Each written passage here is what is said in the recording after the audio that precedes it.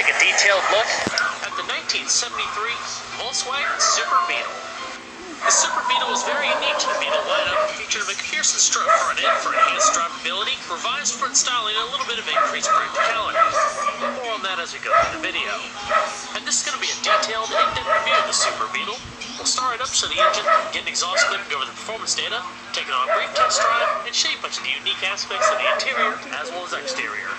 And today I'm at my family's dealership, Car Connections Incorporated, as well as the official store and location of South Carolina 4 LLC, located in Gainesville, North Carolina. And so, without further ado, let's get started up, let her run. It's a bright yellow exterior with a full black vinyl interior.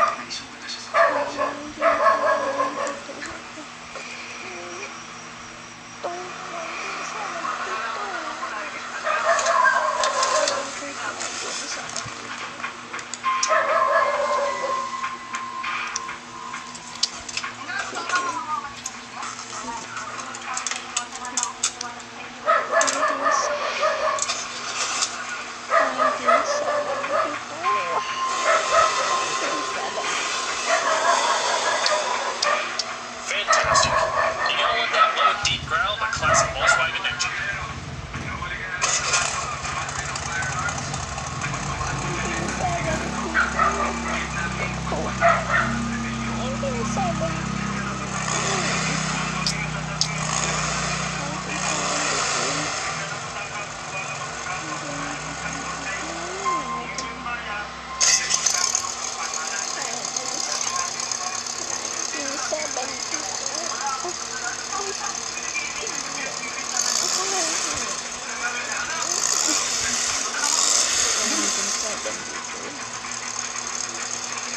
Overall, the Beetle is a very simple vehicle to operate. It does come with power steering, has full power brakes, but up front, just your necessary speedometer, fuel level, odometer, and a couple of warning lights. Its standard and only transmission available is a 4-speed manual gearbox. Push down, all the way over, down for reverse, with a wood shift knob and the unique Volkswagen crest. And we're going to flip on the headlamps, as well as the hazards. Naturally, all the windows are manual. And we're going to check out the exterior, shall we?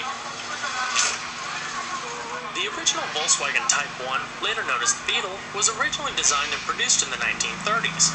While mass production didn't start until the 1940s, the original design stayed tried and true and varied very little over the next 20 or so years aside from cosmetic updates.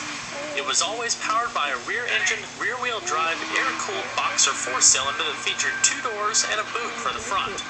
Over its long history, many special editions and variants, such as convertibles, helped keep great variety and selection to the customer. Its immense popularity spurred the development of other VW models down the road, such as the popular VW Bus and Carmen Ghia, for examples. The original design is very simple. The body is attached to a nearly flat chassis with central tunnel by 18 bolts. The suspension was independent but featured dated torsion beams in the front and rear.